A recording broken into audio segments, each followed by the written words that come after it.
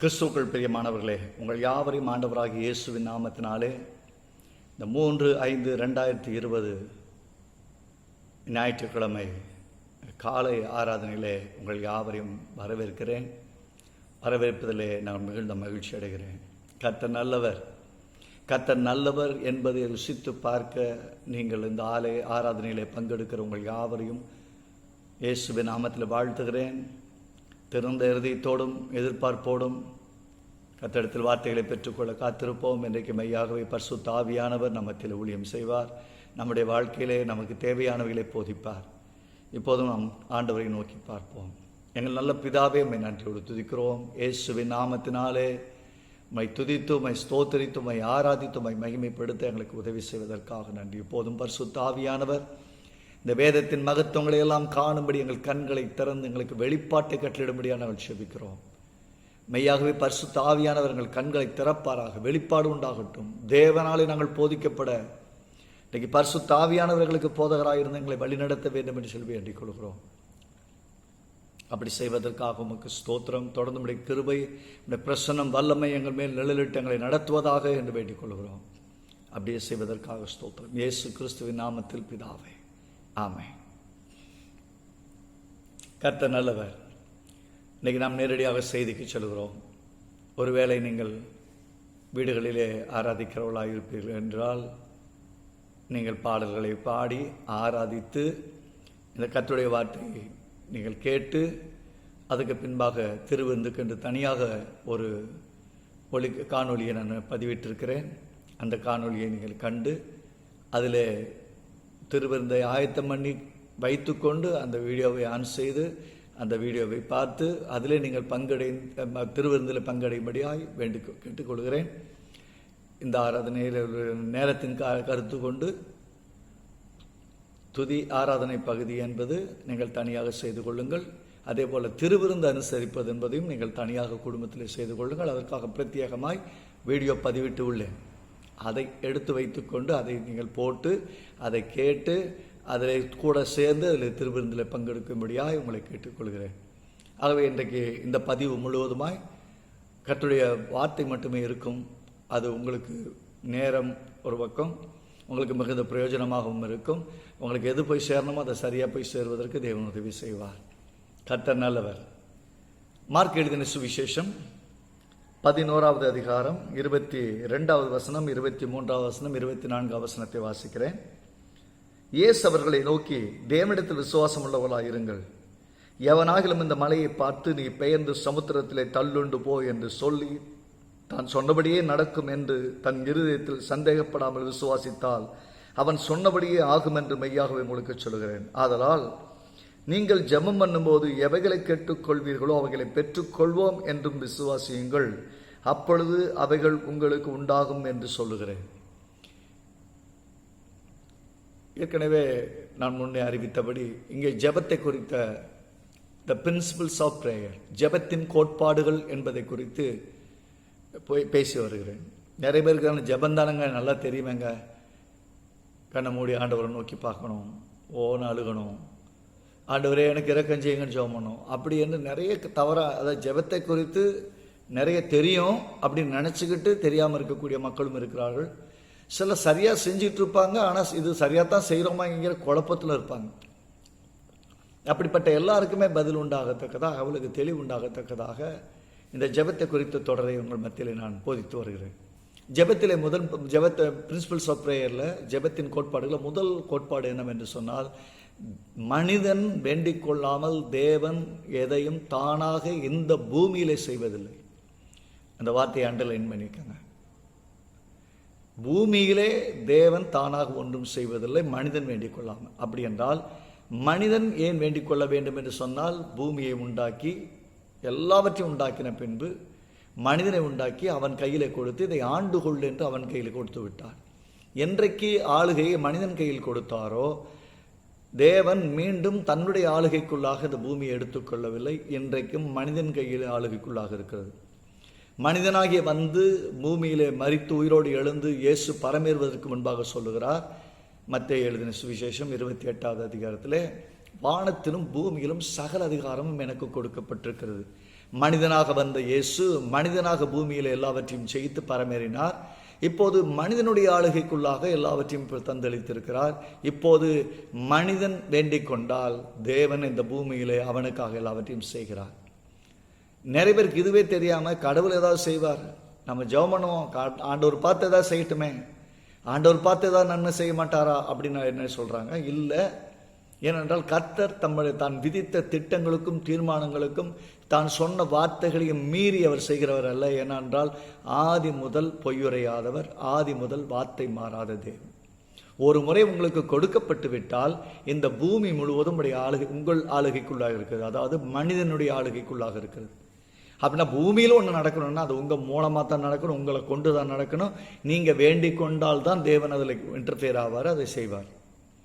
இது தெரியாமல் நம்ம எத்தனை வருஷம் ஜெபம் பண்ணி கொண்டிருந்தாலும் ஆண்டவரே நீங்கள் இறங்க மாட்டீங்களா, ஆண்டவரே இறங்கன்னு சொல்கிறத விட்டுட்டு இயேசுவின் நாமத்தினாலே இறையாதை அமைதலாக இரு என்று கடலை பார்த்து பேசுகிறவர்களாக, சமுத்திரத்தை பிளந்து விடுகிறவர்களாக, சூழ்நிலைகளை மாற்றக்கூடியவர்களாக நாம் எழுந்து நின்றால் கர்த்தர் நமக்காக வேலை செய்வார். மோசைகிட்ட அப்படி தான் சொன்னார், நீ எழுந்து ஏன் என்கிட்ட புலம்பிட்டு இருக்கிற, போ சமுத்திரத்தை பிளந்து விடு என்றார். சமுத்திரத்தை நான் பழக்கிறேன், நீங்கள்லாம் போங்கன்னு சொல்ல, நீ சமுத்திரத்தை பிளந்து விடு உன் கையில் கோலை கொண்டு. அப்படி என்றால் மனிதன் ஒன்றை செய்ய வேண்டும் என்று கர்த்தர் வெயிட் பண்ணுறார். மனிதன் செயல்படும் போது அவன் தேவனை அனுமதிக்கிறான், தேவன் காரியங்களை செய்கிறான். ஏற்கனவே நிறைய இதை பற்றி போதித்து விட்டோம். ஆகவே இரண்டாவது பகுதிக்காக இப்போ வந்திருக்கிறோம். இரண்டாவது பகுதியில் போதித்து கொண்டிருக்கிறோம் விசுவாசமும் ஜெபமும். ஜெபத்தின் கோட்பாடில் விசுவாசமும் ஜெபமும் எப்போதும் ஹேண்ட் டு ஹேண்ட் அந்த மாதிரி ஒன்று கொண்டு கை கொடுத்து தான் போகுமே ஒழிய ஜெபம் தனியாகவும் விசுவாசம் தனியாகவும் இருக்காது. ஆகவே ஜெபத்திலே விசுவாசத்தை எப்படி பயன்படுத்துவது, அந்த ஜெபம் நல்ல விசுவாசம் உள்ள ஜெபம் தான் பிணியாளியை ரட்சிக்கும், விசுவாசம் உள்ள ஜெபம் தான் பெற வேண்டியவரை பெற்றுக்கொள்ள முடியும். அதற்கு எப்படி செய்ய வேண்டும், விசுவாசம் எப்படி வளரும், விசுவாசம் நம்முடைய வாழ்க்கையிலே எப்படி பெருக வேண்டும், எப்படி வளரக்கூடும் என்பதை குறித்து நான் இன்றைக்கு இதுவரைக்கும் போதித்து கொண்டு வருகிறேன். இன்றைக்கு தொடர்ந்து அதை பற்றி போதிக்கப் போகிறோம். இங்கே இயேசு மார்க் 11:22 சொல்லுகிறார், நீ தேவனிடத்தில் விசுவாசம் உள்ளவர்களாக இருங்கள் என்கிறார். அது அந்த கான்டெக்ஸ்டில் பொருந்தல் ஏற்கனவே சொன்னேன். ஏன் கான்டெக்ஸ்டில் பொருந்தலாம், முன்னாடி அத்திமரத்தை பார்க்கிறார், சபிக்கிறார், திரும்பி போகிறார், திரும்பி அடுத்த நாள் அதே மாலையில் வருகிறார்கள், அடுத்த நாள் காலையில் வரும்போது பேதுரு பார்க்கிறான், மரம் பட்டு போனதை பார்க்கிறான், பட்டு போன மரத்தை பார்த்து இதோ இந்த மரம் பட்டு போயிட்டு என்று சொல்கிறான். அப்பொழுதுதான் இயேசு சொல்கிறான், நீ தேவனிடத்தில் விசுவாசம் உள்ளவர்களாக. இங்கே தேவனிடத்தில் விசுவாசம் உள்ளவர்களாக என்று சொல்வதற்கு சரியான பதமா என்று பார்த்தால் இல்லை. என்ன கர்த்தருடைய வார்த்தை சொல்ல வருதுன்னா, தேவனுடைய விசுவாசத்தை உடையவர்களாக இருங்கள், தேவனுடைய விசுவாசத்தை உடையவனாய் இரு பேதுருவே என்று சொல்கிறான். நீ வைத்திருப்பது விசுவாசம் அல்ல, நீ பார்த்தா தான் விசுவாசிக்கிற. அண்ணா எப்போ பேசினேனோ இனிமேல் ஒருவனும் ஒரு காலம் இந்த உன்னிடத்தில் கனி புசியாதிருக்க கடவுள் நான் எப்போ சொன்னேனோ அப்பொழுதே இந்த மரம் வேரோட பட்டு போயிற்று. நீ கண்ட பின்பாக விசுவாசிக்கிறாய், நான் இதை சொன்ன போதே விசுவாசிக்கிறேன். அதுதான் தேவரகமான விசுவாசம். தேவன் ஒன்றை சொல்லும் போதே உண்டாக கடவுள் உண்டாக கடவுள்னு சொன்னார். உண்டாச்சா இல்லையானா பார்க்கல, 6 நாள் வேலையை முடித்து விட்டு கடைசியாக சொல்றாரு எல்லாம் நன்றாக இருந்தது. டெய்லி பார்க்குறாரு, நன்றாக இருந்தது நன்றாக இருந்தது நன்றாக இருந்து சொல்றாரு, எல்லாம் உண்டாயிருச்சு, உண்டானதுக்கப்புறம் நன்றாக இருந்து சொல்றாரு. ஆக தேவனை எதிர்பார்ப்பது தேவ ரகமான விசுவாசம். அப்படின்னா தேவனை விசுவாசிக்கிறாராங்க அப்படின்னா நம்முடைய தேவன் வார்த்தையின் தேவன். வார்த்தை எங்கே இருக்கிறதோ அங்கே விசுவாசம் இருக்கிறது. வார்த்தை இல்லாமல் விசுவாசம் இல்லை. அதனால தான் ரோமருக்கு நிருபம் 5வது அதிகாரத்தில் 10வது அதிகாரத்தில் சொல்லுகிறது 14வது வசனத்தில், விசுவாசம் கேள்வினால் வரும், கேள்வி தேவனுடைய வசனத்திலிருந்து வரும். நீங்கள் விசுவாசத்தின் வார்த்தைகளை கேட்க கேட்க விசுவாசம் வரும். அந்த வார்த்தையை நீங்களே கேட்க கேட்க உங்களுக்கு விசுவாசம் பெருகும். ஆபிரகாம் விசுவாசத்தில் வளராதவனாக இருந்தபோது அவனுக்கு விசுவாசம் வளர்வதற்கு என்ன செய்தார்னா, அவன் பேரையே மாற்றி வச்சார். பேருக்கு மாற்றங்களுக்கு பேரை மாற்றினா நல்லது நடக்குமா அப்படின்னு நிறைய நினச்சிட்டு இருக்கிறாங்க. இது பைபிள் வேதம் நியூமராலஜியை பற்றி பேசலை, அல்லது என்ன சொல்கிறது, பெயர்களை மாற்றக்கூடியது இருக்கு இல்லையா, அதில் ஏதோ நம்பர்ஸில் ஒரு மாற்றம் பண்ணுனா வாழ்க்கை ஆக ஓகன் ஆயிரும் அப்படின்னு நிறைய பேர் நினைக்கிறாங்க. அது பைபிளே சப்போர்ட் பண்ணுறது அப்படின்னு இதையும் எடுத்து கோட் பண்ணுறாங்க. தெரியாதவர்கள் அப்படி சொல்லுகிறார்கள். அங்கே அவனை பெயரை மாற்றும் போது பெயரனுடைய அர்த்தம் என்ன என்று பார்க்க வேண்டும். அதுதான் முக்கியம். ஆபிரகாமுக்கு பெயர் ஆபிராம் என்றவனை ஆபிரகாம் என்று மாற்றுகிறார். ஆபிரகாம் என்பதற்கு அநேக ஜாதிகளுக்கு தகப்பன் என்று பெயர். சாராய் என்றிருந்தவளை சாராள் என்று மாற்றுகிறார். சாராள் என்பதற்கு திரளான ஜாதிகளுக்கு தாய். அநேக ஜாதிகளுக்கு தகப்பன், திரளான ஜாதிகளுக்கு தாய். இப்போ என்ன பண்ணிட்டாரு, 24 வருஷமா அவங்க வாயில விசுவாசத்தின் வார்த்தையே வரல. விசுவாசிக்கிறாங்க, விசுவாசித்தான் நீதிமா அவனுக்கு நீதியாக எண்ணப்பட்டதெல்லாம் வேதம் சொன்னாலும் அவன் விசுவாசத்தில் என்னன்னா பெறத்தக்கதான ஒரு இடத்துல, அதாவது குழந்தை பிறக்கும் அப்படிங்கிற நிலைமையிலே எப்படி எந்த அளவுக்கு வந்துடுறாருன்னு சொன்னால் அவனுக்கு இனிமேல் பிறக்கவே வழி இல்லைங்கிற இடத்து வரைக்கும் வந்துடுறாரு. இனிமேல் பிறக்காதுன்னு முடிவும் பண்ணிடுறாரு. அந்த நிலைமையில் அவனை பேரை மாற்றி விடுறார். 99 வயதில் இனி உன் பெயர் ஆபிராம் எனப்படாமல் ஆபிரகாம். இப்போ என்ன பண்ண, வாயை திறந்து சொன்னாலே அவன் பெயரை சொல்லும் போதே அநேக ஜாதிகளுக்கு தகப்பன் என்று சொல்லும்படி செய்து விட்டார். என்னைக்கு அநேக ஜாதிகளுக்கு தகப்பன் தகப்பன் என்று பேச ஆரம்பித்தானோ, திரளான ஜாதிகளுக்கு தாய் என்று பெயரை சொல்ல ஆரம்பித்தாங்களோ, அன்னைக்கே அவளுக்குள் விசுவாசம் வளர ஆரம்பித்து விட்டது. அந்த விசுவாசம் அப்படித்தான் வளரும். நீங்கள் பிரச்சனையை பேசிட்டே இருந்து பாருங்க, பிரச்சனை வளர்ந்துகிட்டே இருக்கும், பயம் வளர்ந்துகிட்டே இருக்கும், பயம் அதிகமாகி கொண்டு இருக்கும். விசுவாசத்தோடு பேசிப்பார்கள், விசுவாசம் வளர்ந்து கொண்டே இருக்கும். கர்த்தருடைய வார்த்தை பேசிப்பாருங்கள், கர்த்தருடைய வார்த்தை விசுவாசிக்க பேச பேச பேச உங்களுக்கு தெய்வீகமான பலன், தெய்வீகமான நம்பிக்கை, அசைக்க முடியாத ஒரு தன்மை உங்களுக்குள் உண்டாகும்.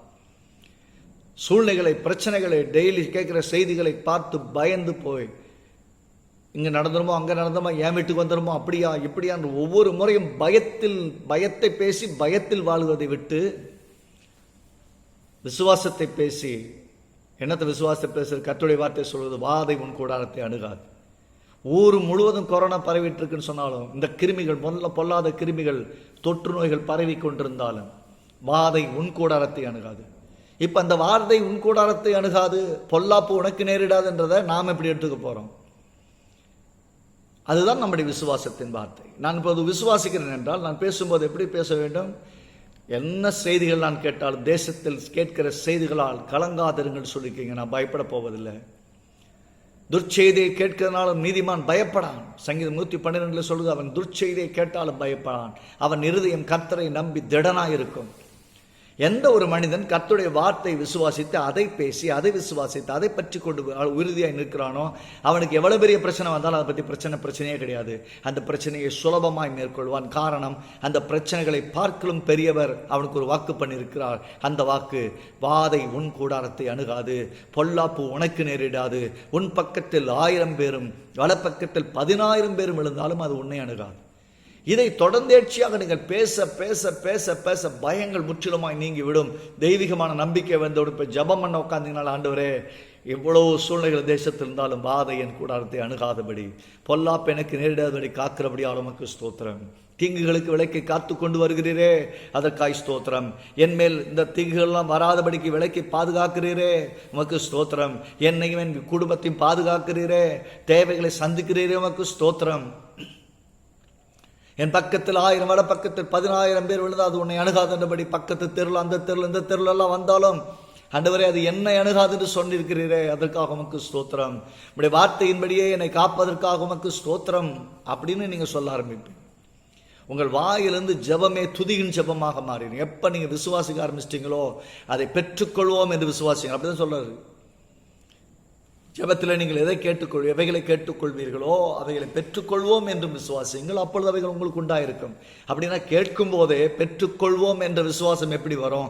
அந்த வார்த்தை குறித்த உறுதித்தன்மை உள்ள ஆழத்தில், இருதயத்தின் ஆழத்தில் விசுவாசிக்கப்பட்ட ஆழத்தில் சென்று ஒரு விதையை போல, விசுவாசம் ஒரு விதையை போல, வார்த்தை ஒரு விதையை போல உள்ள போய் வேரூன்றி கனி கொடுக்க ஆரம்பிச்சா தான் பெரிய மாற்றங்கள் வரும். பேச தெரியாதவன், பேசுகிறவன், விசுவாசிக்க தெரியாதவன், அவனுக்கு பைபிள் கிடையாது.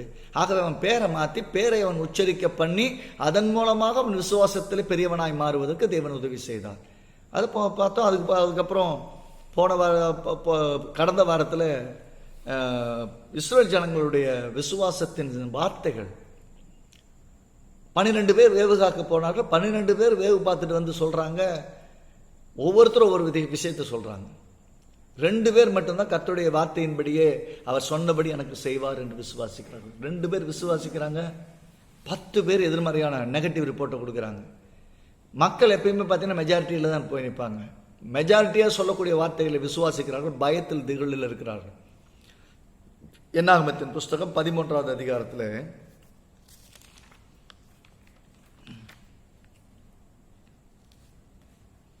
30வது வசனத்தை பார்த்தோம். அதாவது ஒரு கூட்டம் நெகட்டிவாக சொல்லுது, அவங்களெல்லாம் ராட்சதர்கள், நாமெல்லாம் வெட்டிக்கிளிகள். அவர்கள் பார்வைக்கு நாம் வெட்டிக்கிளிகளாக இருந்தோம், எங்கள் பார்வைக்கும் அப்படியே இருந்தோம். அதாவது அவர்கள் எங்கள் பார்வைக்கு வெட்டுக்கிளிகளை போடணும்னா நம்மளை நாமளே பார்க்கறது, மற்றவங்களோட கம்பேர் பண்ணிட்டு பார்க்கும்போது நாமெல்லாம் ஒன்றும் கிடையாதுங்க, நான் தெல்லு பூச்சிங்க, நான் ரொம்ப பலவீனனுங்க, உங்களை மாதிரி நான் பெரிய ஆள் கிடையாதுங்க, உங்களை மாதிரி பெரிய சொத்துக்காரன் கிடையாதுங்க, உங்களை மாதிரி பெரிய புத்திசாலி கிடையாது, இப்படி எல்லாம் பேசிட்டு அலைவாங்க மற்றவங்களோட கம்பேர் பண்ணும்போது. இதில் பார்த்தீங்கன்னா என்னை எப்படி பார்க்குறாங்க அப்படிங்கிற விஷயம் பார்த்தீங்கன்னா, அவங்க என்னை பூச்சி மாதிரி பார்க்குறாங்க, ஒரு தெல்லு பூச்சி மாதிரி பார்க்குறாங்க, என்னை ஒரு மோசமான ஒரு என்ன சொல்கிறது, என்னை ஏளனமாய் பார்க்குறாங்க. அவர் என்னை பற்றி தப்பாக பேசுகிறார் எல்லார்ட்டையும். நீங்கள் போய் பார்த்தீங்களா? அவங்க பார்த்தாங்களோ இல்லையோ, அவர்கள் பார்த்தார்கள் என்று நீங்கள் நம்புகிறீர்கள், பார்த்தார்கள் என்று நீங்கள் பேசுகிறீர்கள். எப்போது இதை பேச பேச பேச பேச பிரச்சனைகளை பேச பேச பேச உங்கள் மனம் முழுவதும் அதனால் நிரம்பிவிடும். தோல்வி தூரத்தில் இல்லை, உங்கள் வாயில் தான் இருக்கிறது. ஆகவே என்ன பேசுகிறோம், எதை குறித்து பேசுகிறோம் என்பதிலே கவனம் இல்லாமல் போனால் எதை அடைய வேண்டுமோ அதில் கவனம் சிதறிவிடும். இங்கே 10 பேர் 12 பேர் போனார்கள். அந்த தேசம் நல்ல தேசம்தான் சொல்லுகிறார்கள், எல்லாம் சொல்லுகிறார்கள். ஆனால் 13வது அதிகாரம், என்னாகமம் 13வது அதிகாரம் 30வது வசனத்தில், காலை 29வது வசனத்திலே பார்க்கிறேன்.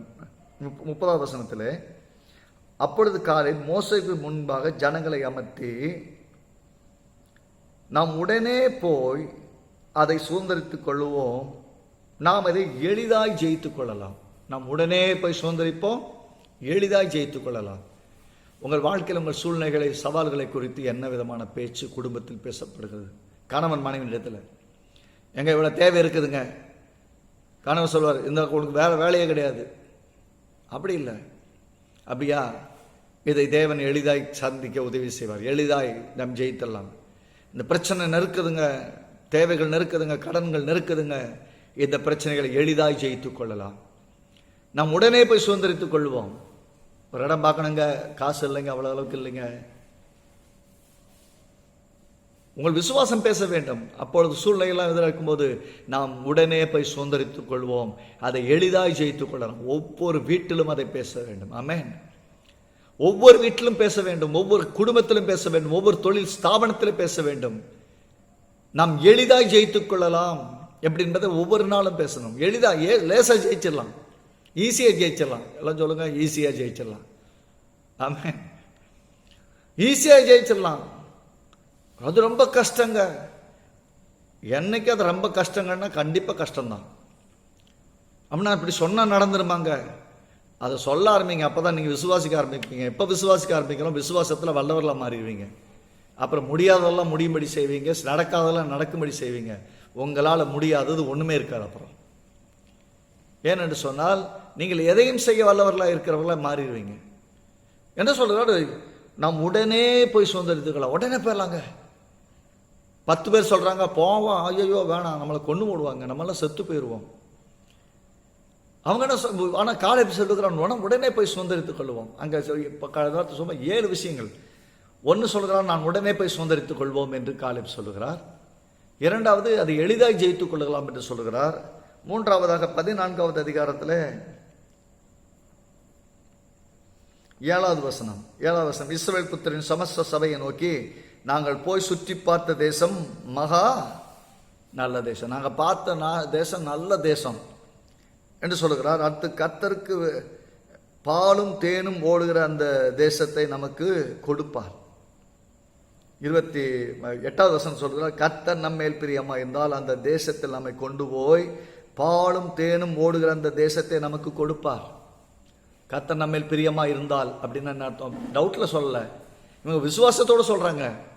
விசுவாசம் இல்லாத மக்களுக்கு சொல்றாங்க, கர்த்தர் நம்ம மேல பிரியமா இருந்தால் கண்டிப்பாக அதை கொடுப்பாருங்க அப்படின்னு அவங்க சொல்லி திடப்படுத்த பார்க்குறாங்க. இவங்க என்ன நம்புறாங்கன்னா, கர்த்தர் நம்மை நேசிக்கிறார், ஆகவே நிச்சயமாய் நமக்கு அந்த தேசத்தை கொடுப்பார் என்று விசுவாசிக்கிறான். பாலும் தேனும் ஓடுகிற அந்த தேசத்தை கொண்டு போய் சேர்ப்பார் என்று சொல்லுகிறான். அடுத்து பாருங்கள் என்று சொன்னால் 9ஆம் வசனம், கர்த்தருக்கு விரோதமாக மாத்திரம் கலகம் பண்ணாதீர்கள், தேவையில்லாம இந்த மாதிரிலாம் பிரச்சனை மட்டும் பண்ணாதீங்க சொல்கிறாரு. அந்த தேசத்தின் ஜனங்களுக்கு நீங்கள் பயப்பட வேண்டாம். என்னவா? அந்த ஜனங்களுக்கு நீங்கள் பயப்பட வேண்டியதில்லை. அந்த பிரச்சனை பார்த்து பயப்பட வேண்டியது, அந்த வியாதியை பார்த்து பயப்பட வேண்டியதில்லை, அந்த தேவைகளை பார்த்து பயப்பட வேண்டியதில்லை, அந்த நெருக்கங்களை பார்த்து பயப்பட வேண்டியதில்லை, அங்கே இருக்கிற ராட்சத பிறவியை போல் இருக்கிற மக்களை பார்த்து பயப்பட வேண்டியதில்லை. உங்களை பயமுறுத்துகிறவர்கள் எவ்வளவு பெரியவர்களாக இருந்தாலும் சரி, நான் உங்களுக்கு சொல்கிறேன், அவங்கள பார்த்து பயப்பட வேண்டியதில்லை. ஏனென்றால் உங்களுக்குள் இருக்கிறவர் இந்த உலகத்தில் இருக்கிறவனிலும் பெரியவர். ஆகவே எவ்வளவு பெரிய ஆளுன்னு அவங்கள பார்க்காதீங்க, உங்க தேவன் எவ்வளவு பெரியவர் என்று பாருங்கள். அதுதான் விசுவாசத்தின் பார்வை. மற்றவங்கள பெரிய ஆளுன்னு பார்த்தீங்கன்னா அப்போ உங்க தேவன் உங்களோடு இருக்கிறவர் அவங்களோட சின்னவரா? உங்களோடு இருக்கிறவர் பெரியவர் என்றால் சொல்லுங்க, என்னோடு இருக்கிறவர் பெரியவர். என்னோடு இருக்கிறவர் பெரியவர் சொல்லுவோம். என்னோடு இருக்கிறவர் பெரியவர். அவர் என் கூட இருக்கிறவர் பெரியவர். மற்றவங்களை போல இல்லை, மற்றவங்களோடு கூட இருக்கிறவரை போல இல்லை.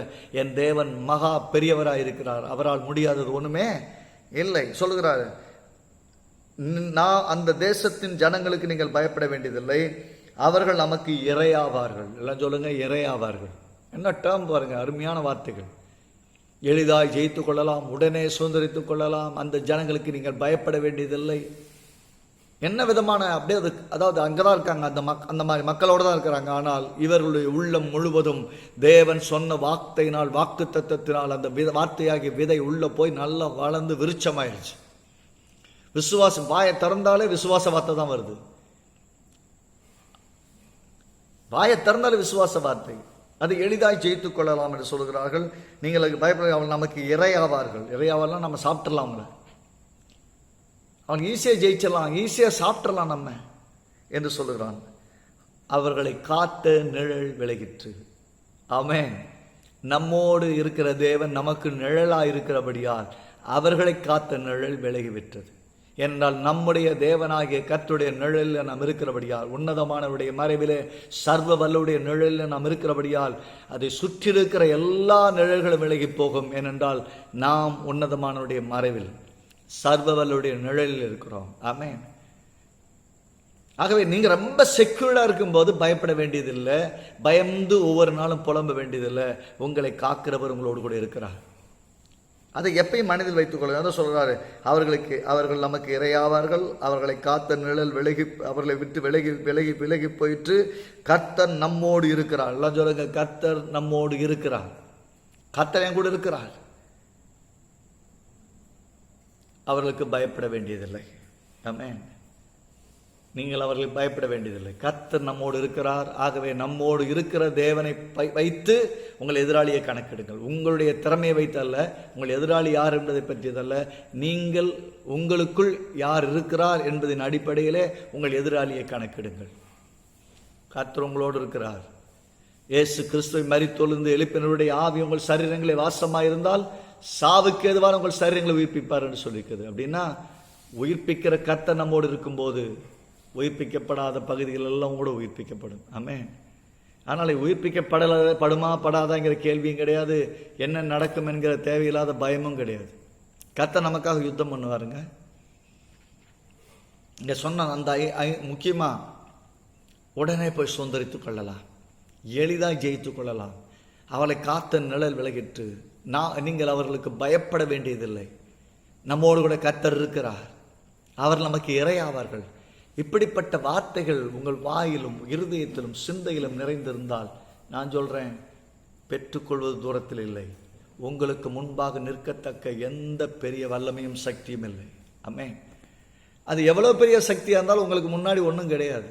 ஏன் ஒன்றும் கிடையாதுன்னு சொன்னா, நீங்க அதை எல்லாவற்றையும் மேற்கொள்ளக்கூடியவர்களாக இருக்கிறீர்கள், ஜெயிக்கிறவர்களாக இருக்கிறீர்கள். 14வது அதிகாரத்தில் அந்த ஜனங்களை குறித்து நான் போன வாரத்தை சொன்னேன். ஜனங்களை குறித்து தேவன், அதாவது இவங்க என்ன சொல்றாங்க, 10 பேர் நம்புறாங்க, 10 பேர் சொன்ன மாதிரியே பேசுறாங்க. 10 பேர் நெகட்டிவ் ரிப்போர்ட் என்ன, அவங்க ராட்சதர்கள், ஏனாக்கின் குமாரர்களை கண்டோம், ராட்சத பிறவிகளை கண்டோம். அவங்களாம் பெரிய ஆட்களாக இருக்கிறாங்க. அவங்க அந்த தேசம் குடிகளை பட்சிக்கிற தேசம். இப்படி எல்லாம் வர்ணித்து ஜனங்களுக்குள்ள ஒரு பயத்தை, பீதியை உண்டாக்கிட்டாங்க. இன்னைக்கு நியூஸ் பேப்பர் உட்காந்து கேளுங்க, வராத பீதி கூட வந்துடும். கொஞ்ச நேரத்தில் நீங்கள் வேறு மாதிரி ஆயிடுவீங்க. அவங்க பேசுகிறதும் அவங்க சொல்கிறதும் வர்றவங்கெல்லாம் பார்த்தீங்கன்னா உலகத்திலே அவங்க தான் சயின்டிஸ்ட் அந்த மாதிரி பேசுவாங்க. உங்களை பயமுறுத்தி பார்த்தீங்கன்னா அப்படி ஒரு கட்டுக்குள்ளே வச்சுருவாங்க, ஒரு பாண்டேஜுக்குள்ளே வச்சுருவாங்க. ஏன் அப்படி உங்களை பாண்டேஜுக்குள்ளே வச்சுருவாங்கன்னு சொன்னால், அவங்க உங்களுக்கு நன்மை செய்கிறேன் அல்லது உங்களை பயமுறுத்தினால் நீங்கள் வெளியே போக மாட்டீங்க, இந்த மாதிரி பேண்டமிக், இந்த மாதிரி தொற்று நோய்களை சிக்கிக்கொள்ள மாட்டீங்க என்று நினைத்து என்னென்னமோ சொல்கிறாங்க. அது உண்மைன்னு ஒரு பெரிய கூட்டம் நம்ப ஆரம்பிச்சிச்சு. அப்படின்னா அது உண்மை இல்லையாங்க? உண்மைதான். அதற்கு பாதுகாப்பு நடவடிக்கைகள் வேணும். அதற்கு பயம் தேவையில்லை. பயம் வேறு, பாதுகாப்பு வேறு. பாதுகாப்பாய் செய்யப்படுவதை பயத்தோடு ஒப்பிடக்கூடாது. அப்படின்னா பாதுகாப்பை எப்படி, பாதுகாப்புக்கும் பயத்துக்கும் நம்ம எப்படி டிஃபரன்ஷியேட் பண்ணுறது, வித்தியாசப்படுத்தி பார்ப்பது? பாதுகாப்பு என்ற உதாரணத்துக்கு சொல்கிறேன். நீங்கள் ஒரு இன்சூரன்ஸ் எடுத்து வைக்கிறீங்க, அது பாதுகாப்பு நடவடிக்கை தானே. உங்களை பார்த்து கேட்குறாங்க, நீங்கள் உயிரோடு இருக்க மாட்டீங்களா, உங்களுக்கு பயம் வந்துருச்சா? போய் இன்சூரன்ஸ் எடுத்து வைக்கிறீங்க. ஏசு கிறிஸ்து வந்தால் நீங்கள் பரலோகத்துக்கு போக போகிறோம், அதுக்கே இன்சூரன்ஸ் எடுக்கிறீங்க, அதுக்கே மெடிக்கல் இன்சூரன்ஸ் எடுத்து வைக்கிறீங்க. பயத்தினால் எடுத்து வைக்கவில்லை, பாதுகாப்பிற்காக எடுத்து வைக்கிறோம். ஒருவேளை நான் இல்லாமல் போனால் என் குடும்பத்திற்கு அது பாதுகாப்பாக இருக்கும், தேவைகள் சிந்திக்கப்படும். அப்போ கர்த்தர் கைவிட்டுருவார்? கர்த்தர் இல்லையாங்க, கர்த்தர் கைவிட்டுருவாரா? அப்போ கர்த்தரை நம்பி வாழலையா நீங்கள்? அவங்க இன்சூரன்ஸ் நம்பி தான் வாழ்றீங்களா அப்படின்னு சிலர் ரொம்ப ஞானமாக கேள்வி கேட்குறோன்னு நினச்சி கேட்பாங்க. ஆனால் வேதம் சொல்லுகிறது, நல்ல தகப்பன் தன் பிள்ளைகளுக்கு ஆஸ்தியை சேர்த்து வைத்து போகிறான். பிரச்சனை சேர்த்து வச்சுட்டு போகிறது நல்ல பெற்றோர்கள் கிடையாது. தேவைகளை உருவாக்கி பிள்ளைகளை போட்டு நெருக்குவது நல்ல புத்திசாலித்தனமான பெற்றோர்கள் கிடையாது. பிள்ளைகளுக்கு தேவையானது எல்லாம் உருவாக்கி வைத்துக்கிட்டு போகிறவங்க தான் நல்ல பெற்றோர்கள். வயதான காலத்தில் நீங்கள் முடியாமல் படுத்துக்கிட்டீங்க, உங்களுக்கு ஒரு மெடிக்கல் இன்சூரன்ஸ் இல்லை, ஹாஸ்பிட்டலில் போய் அட்மிட் பண்ண வேண்டியது இருக்குது, 10 லட்ச ரூபா செலவாகுதுன்னு வைங்க. உங்களுக்கு இன்சூரன்ஸ் இருந்து இன்சூரன்ஸ்லேயே உங்களுக்கு ட்ரீட்மெண்ட் ஆயிடுச்சுன்னா உங்கள் பிள்ளைகளுக்கு அவ்வளோ பெரிய பாரத்தை குறைத்திருப்பீர்கள். அப்படி இல்லைன்னா இந்த 10 லட்ச ரூபாய்க்கு வாங்கி அவர் கடனில் மாட்டிக்கிட்டு அதுக்காக வாழ்நாள் கஷ்டப்படணும். இல்லை, அவர் என்ன பண்ணுவார், உங்கள் பிள்ளை என்னால் அவளை கடன் வாங்கியெல்லாம் கட்டி காப்பாற்றியெல்லாம் உன்னை காப்பாற்ற முடியாது, பொழைச்சா பொழைச்சிக்கோ, இல்லைன்னா போய் சேருன்றார். அந்த ஆபத்து வரும் என்பதற்கு முன்பாக பாதுகாப்பு நடவடிக்கை எடுக்கிறது என்பது ஞானமான செயல். அது ஞானம். ஒரு பணத்தை சேவிங்ஸில் போடுறீங்க, ஒரு டெபாசிட்டில் போடுறீங்க, அது ஞானம். சேர்த்து வைக்க வேண்டும் என்பது தேவனுடைய விருப்பம். எனக்கு வரவு செலவு கணக்கு பார்க்கணும்னு இது சொல்கிறார். ஒரு வீட்டை கட்ட போனீங்கன்னா தனக்கு என்ன நிர்வாகம் உண்டா இல்லையான்னு ஃபஸ்ட்டில் செக் பண்ணாமல் எப்படி ஒரு வீடு கட்டுவானு இயேசு ஒரு ஓமையை சொல்லி கேட்குறார். அப்படி இருந்தாலும் ஃபஸ்ட்டில் உட்காந்து இதெல்லாம் கணக்கு பார்க்கணும். ஏங்க விசுவாசத்தில் கட்டுங்க, கணக்கு பார்த்துக்கிட்டு இருக்கீங்க.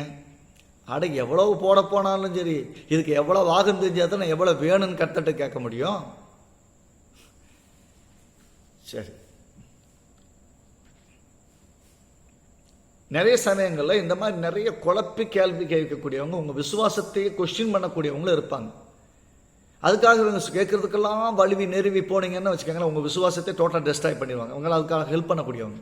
உங்கள் விசுவாசத்தை அழிக்கிற வேளையில் ஒரு பெரிய கூட்டம் கர்த்தருக்குள் விசுவாசமாக இருக்கிறேன் என்று பேசிக்கொண்டு ஒரு கூட்டம் நிற்கும், உங்களை கெடுக்கிறதுக்கு எல்லா வேலையும் செய்யும். ஆகவே எப்படிப்பட்ட மக்களிடத்தில் நீங்கள் பேசுகிறீர்கள் என்பதில் கவனமாக இருங்கள். அப்படிப்பட்ட மக்களோடு பேசும்போது அவர் சொல்கிறாங்கன்னு சொல்லிட்டு எல்லாத்தையும் ஒதுக்கி வச்சிடாதீங்க. நிறைய பேர் ஏசு தான் வரப்போகிறாள், ஏன் பிள்ளைகளை படிக்க வைக்கணும், ஏசு தான் வரப்போகிறாள், ஏன் கல்யாணம் பண்ணி வைக்கணும், இப்படி பேசக்கூடிய ரொம்ப விசுவாசத்தில் இருக்கக்கூடிய மக்கள் இருக்கிறாங்க. அவங்கள விசுவாசத்தில் இருக்கிறோன்னு நினச்சிக்கிட்டு இருக்கிறாங்க. அவர்கள் எல்லாரும் பேதைகளாக இருக்கிறான்னு தான் சொல்லணும். அப்போ அது விசுவாசம் இல்லைன்னு கேட்டால் அது உண்மையிலே விசுவாசம் இல்லைங்க. அதாவது எது விசுவாசம்? கர்த்தருடைய வார்த்தையின்படி எனக்கு இப்படி நடக்கும் என்று விசுவாசிப்பதுதான் விசுவாசமே ஒழிய,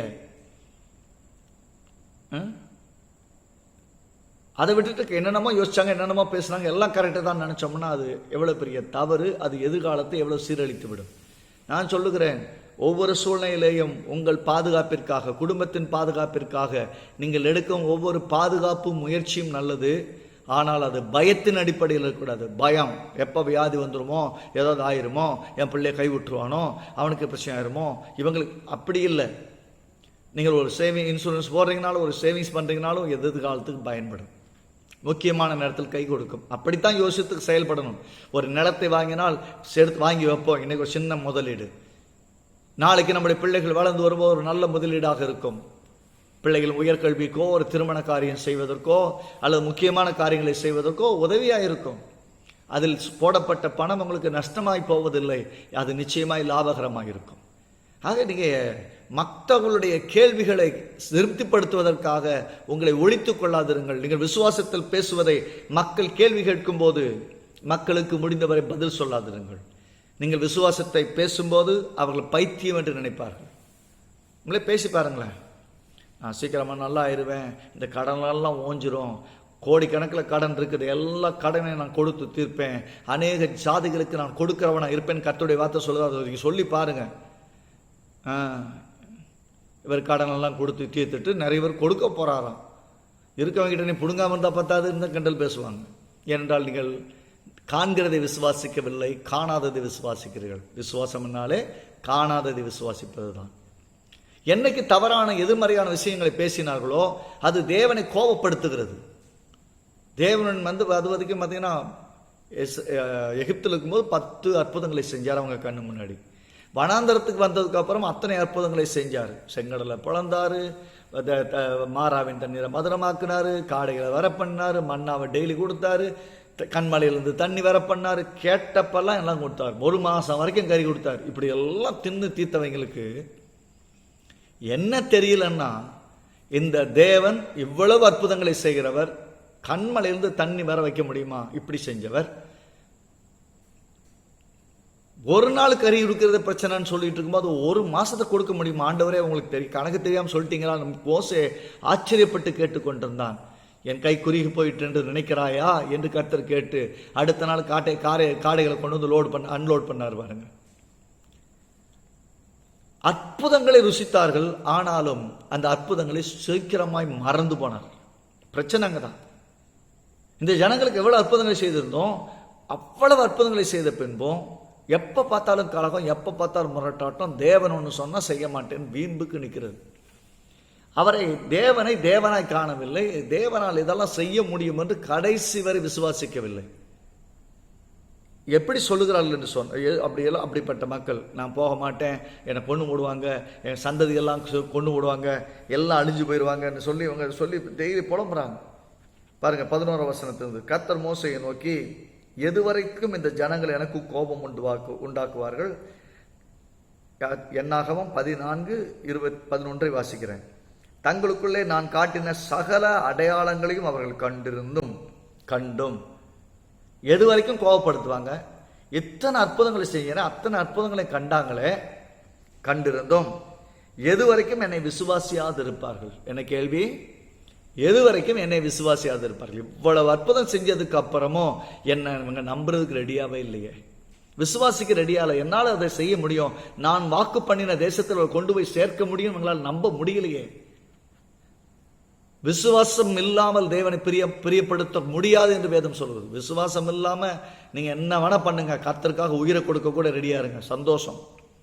விசுவாசம் இல்லாமல் நிறைய பேர் விசுவாசம் இருக்கிறதுனால தானங்க கர்த்தருக்காக உயிரை கொடுக்குறேன். விசுவாசம் என்பதே வேறங்க. விசுவாசம் என்பதே வேற. விசுவாசம் என்பது கர்த்தருடைய வார்த்தையின்படி எனக்கு நடக்கும் என்று அதை விசுவாசிப்பது. கர்த்தர் சொன்ன ஒவ்வொரு வார்த்தையும் எனக்குள் நிறைவேறும் என்பதை விசுவாசிப்பது. தேவன் என்பதை விசுவாசிப்பது ரட்சிப்புக்கு ஏதுவானது. ரட்சிக்கப்பட்டாச்சு, ஞானஸ்நானம் எடுத்துட்டீங்கன்னு வச்சுக்கோங்க, பரிசுத்த ஆவியை பெற்றுக்கொண்டீங்க, எல்லாம் ஓகே, முத்திரையெல்லாம் போட்டாச்சு, you are all eligible to be in heaven. பரலோகத்தில் இருக்கிறதுக்கெல்லாம் தகுதி உண்டாயிடுச்சு. அதுல என்னத்தை புதுசா நீங்க விசுவாசிக்க போறீங்க? பரலோகம் போவேன்னு விசுவாசிக்க போறீங்களா? இயேசுதான் ஆண்டவர் இப்பயும் விசுவாசிக்கிறேன்னு சொல்ல போறீங்களா? விசுவாசிங்க, ரட்சிக்கப்பட்டீங்க. ரட்சிக்கப்பட்ட பின்பாக எப்படி வாழ்றீங்கிறதான் கேள்வி. அவரை முக்கியத்துவப்படுத்துகிற நீங்கள், கர்த்தர் சொல்லுகிறார், என்னை அன்பு கூர்ந்தால் என் பிரமாணங்களை கைக்கொள்வீர்கள், என் வார்த்தைகளை கைக்கொள்வீர்கள். அவர் என்ன சொல்ற? என் மேல அன்பா இருந்தா வார்த்தையை கைக்கொள்ளுங்கிறார். நீங்க என்ன சொல்றீங்க? நான் கடவுளுக்காக உயிரை கொடுப்பேன். உங்க உயிர் எதுக்கு அவருக்கு? உங்க உயிரை வச்சு அவர் என்ன பண்ண போறாரு? சாகருக்கு ரெடி, சாகருக்கு ரெடி, சாகருக்கு ரெடி. இந்த மாதிரி ஆட்கள்லாம் வாழ்றதுக்கு தகுதி இல்லாத ஆட்கள். நீங்க சாகிறதுக்காக உங்களை சிருஷ்டிக்கவில்லை, சாகிறதுக்காக அவர் உங்களுக்காக சாகவில்லை. நீங்க சாகாம பிழைத்திருக்கும்படிக்கு அவர் தாமே சாவை ஏற்றுக்கொண்டார். உங்களுக்காக தரித்திரரானார், பாவமானார், பாதாளம் வரைக்கும் நீங்க போக வேண்டிய இடத்துக்கு அவர் போனார். ஏன்னா நீங்க அங்க போகக்கூடாது என்பதற்காக. உங்களை நித்திய மீட்பினால் மீட்க அவர் ஆயத்தமா இருக்கும் போது உங்கள் பார்வை எல்லாமே இந்த உலகத்தையும் உலகத்துலகையும் சார்ந்து கொண்டிருந்தால் எதை அடைய போகிறோம் என்று ஓடிக்கொண்டிருக்கிறீர்கள். சாகிறது ரொம்ப ஈஸிங்க. இன்றைக்கு நினைத்தால் இன்றைக்கு செத்துடலாம். ஆனால் கிறிஸ்துவுக்குள் வாழ்வது என்பது மிக சவால் மிக்க வாழ்க்கை. ஆனால் ஒவ்வொரு நாளும் விசுவாசத்தில் வாழ வேண்டும். ஏனென்றால் விசுவாசத்தினால் தான் நீதிமான் பிழைப்பான். வாழ லாயக்க இல்லாத ஆட்கள், அதில் வாழ மாட்டேன் வெறுத்துட்டு அலைகிற ஆட்கள் தான் சாகிறேன் சாகிறேன் சாகிறேன் ரத்த சாட்சியாக மறிக்கிறேன் பேசினாங்க. நான் ரத்த சாட்சியாய் மறிக்க வேண்டும் என்று ஆசைப்படுகிற ஒவ்வொருவருக்கும் இயேசுவின் நாமத்தில் கேட்டுக்கொள்கிறேன். அவருக்காக தயவு செய்து சந்தோஷமாய் அவருடைய நாமத்தின் புகழ்ச்சிக்காக வாழுங்கள். இந்த வாழ்க்கை கொடுத்துருக்கீங்க ஆண்டவரே, என்னை முன்குறித்து அழைத்து ரட்சித்து இந்த வாழ்க்கை கொடுத்துருக்கீங்க, உமக்காக வாழ போறேன். உம்மை விசுவாசியாது இருப்பார்கள் சொன்னா என்ன, எதை பத்தி கேட்கிறாரு? அவர் தேவனுங்கிறதுல அவங்களுக்கு பிரச்சனையா? இல்லையே, அந்த பிரச்சனை இல்லை. அவர் தேவனுங்கிறதுல பிரச்சனையெல்லாம் கிடையாது அவங்களுக்கு. அவரால் அவர் சொன்ன இடத்துக்கு எங்களை கொண்டு போய் சேர்க்க முடியாதுங்கிறது தான் அவங்களுக்கு பிரச்சனை. தேவன் வாக்கு பண்ணினவர் உண்மையுள்ளவர் என்கிறது தெரியல. அவர் சொன்னபடி செய்வார் என்பதும், அவர் சொன்னபடி என்னை கொண்டு போய் சேர்ப்பார் என்பதும், அவர் என்னை தீங்கிலிருந்தெல்லாம் விலக்கி காப்பார் என்பதில் அவருக்கு கொஞ்சம் கூட நம்பிக்கை இல்லை. அதனால்தான் எதுவரை இத்தனை அற்புதங்களை பார்த்து எதுவரை கோபப்படுத்துவார்கள், எதுவரை என்னை விசுவாசியாது இருப்பார்கள், எதுவரைக்கும் இந்த மாதிரி முரட்டாட்டம் பண்ணுவார்கள் என்று கேட்கிறார்.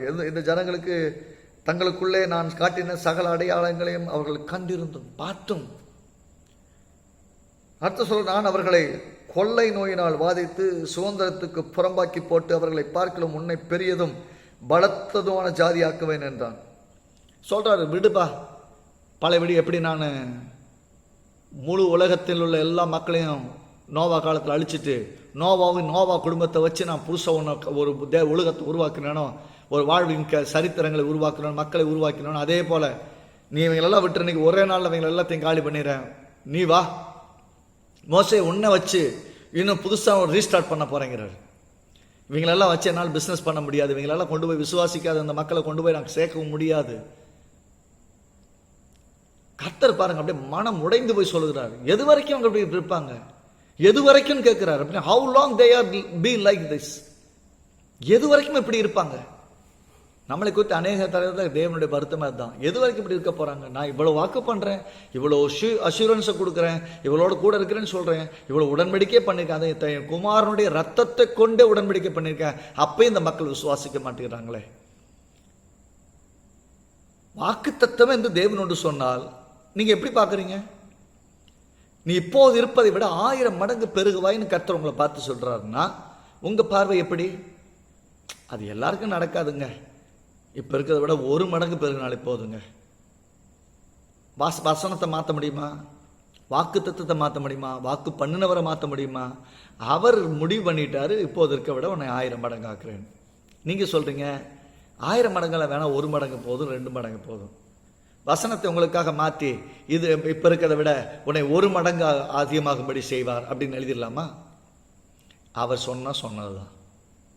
அவர் சொன்ன வார்த்தையை மாற்ற போறதில்லை. அவர் அப்படிதான் பண்ண போறார். நீங்க அதை எப்படி விசுவாசிக்கிறீங்களோ அதுக்கு தகுந்த மாதிரி தான் பலன். 1 30 60 100 மாதிரி தான். அது 30வது வேலையும் 60வது வேலையும் 100வது வேலையும் எதுனா நீங்கள் விசுவாசிக்கும் அளவின்படி விளையும். வாக்கு தத்தம் இருக்கும், உடன்படிக்கை இருக்கும், எல்லாம் இருக்கும். நீங்க விசுவாசிக்கிற நடன்படி தான் உங்கள் வாழ்க்கையில் எல்லாவற்றையும் அனுபவிக்க இயலும். அதுக்கு மேல ஏதாவது ஒன்று கிடைக்குமான சாரி மன்னித்துக் கொள்ளுங்கள். பைபிள்லையோ கர்த்தருடைய காரியங்களிலோ அப்படிப்பட்ட ஒரு திட்டங்களும் தீர்மானங்களும் இல்லை. என்று அவனுடைய விசுவாசத்தின் அளவின்படி அவனுக்கு பகிர்ந்தளிக்கிறார். வரங்கள் கொடுத்தாலும் எல்லாம் கொடுத்தாலும் சரி. ஏன்னா நீங்க விசுவாசிக்கிறது அளவின்படி தான் செய்யறான்னா, அப்ப விசுவாசிக்கிறதுக்கு என்ன பண்ணணும்?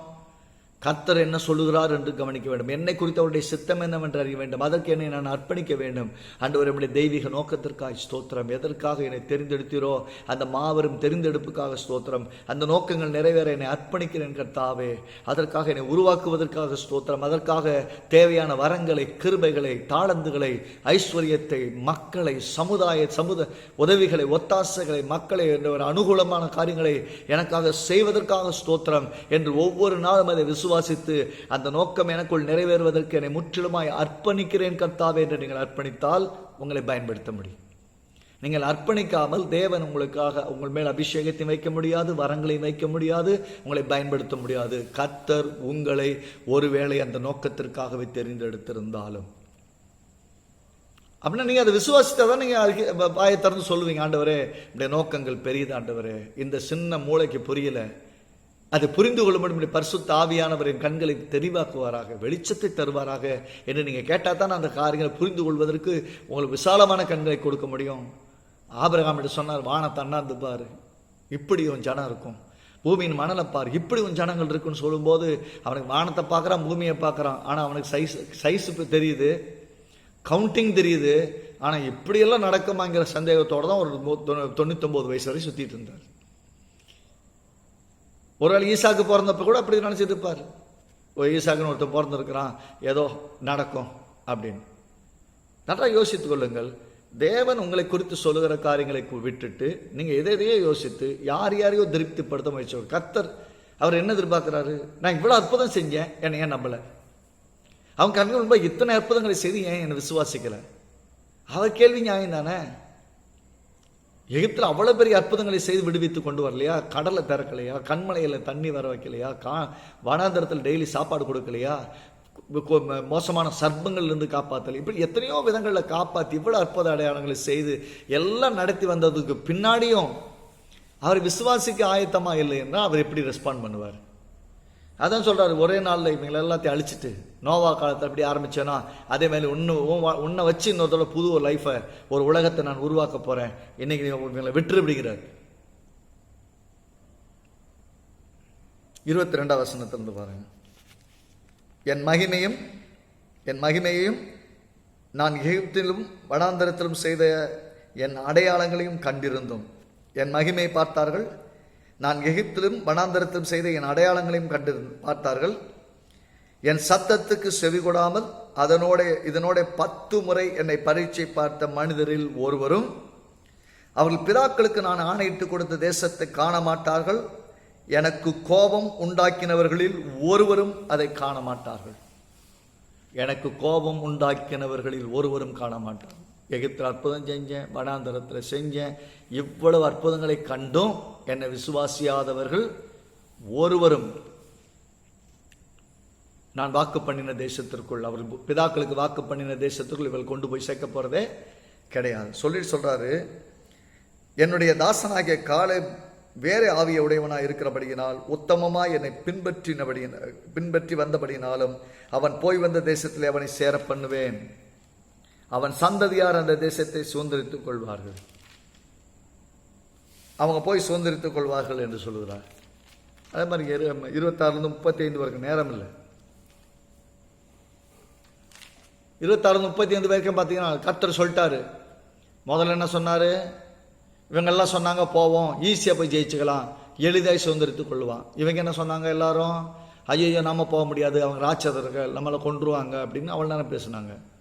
இப்போ கர்த்தர் சொல்லிட்டாரு, இப்போ வரைக்கும் மொட்டாட்டம் பண்ணவங்க, என்னை கோபப்படுத்துனவங்க, என்னுடைய அற்புதங்களை கண்டவங்க, என்னை நம்பாத ஒருத்தனும் அதில் போய் பிரவேசிப்பதில்லைன்னு சொல்லிட்டார்.